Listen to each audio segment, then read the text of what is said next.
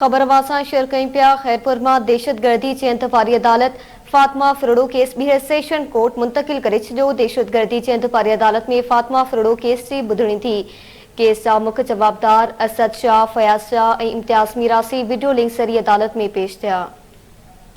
ख़बर वासां शेयर कयूं पिया। ख़ैरपुर खां दहशतगर्दी चयंत वारी अदालत फातिमा फरोड़ो केस ॿीहर सेशन कोर्ट मुंतकिल करे छॾियो आहे। दहशतगर्दी चयंत वारी अदालत में फातिमा फरोड़ो केस जी ॿुधणी थी आहे।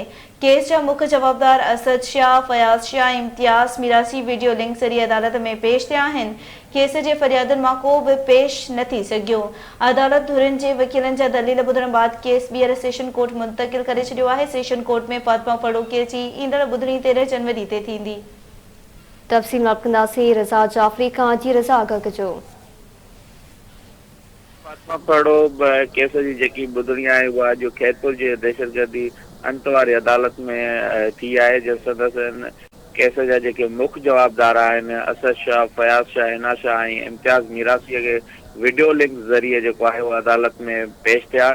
ऐं जॾहिं त फरियादी धुर जेकी आहे उन्हनि पारां कोई भी पेश न थी सघियो आहे ऐं उन दौरान जेके वीडियो लिंक ते जेकी ॿुधणी थी उन बाबत अदालत ॿिन्ही धुरनि जे जेके वकील आहिनि उन्हनि जा दलाल ॿुधण बाद जेको केस आहे ॿीहर सेशन कोर्ट मुंतकिल करण जा जेके आहिनि उहे हुकुम जारी करे छॾिया आहिनि। ऐं दहशतगर्दी जे अंत वारी अदालत पारां जेको केस सेशन कोर्ट ॾांहुं मुंतकिल करे छॾियो आहे उन जी जेकी ईंदड़ जेकी ॿुधणी आहे उहा 13 जनवरी ते सेशन कोर्ट में थींदी। जी मेहरबानी वां जी रज़ा अली जाफ़री आगाह करण लाइ।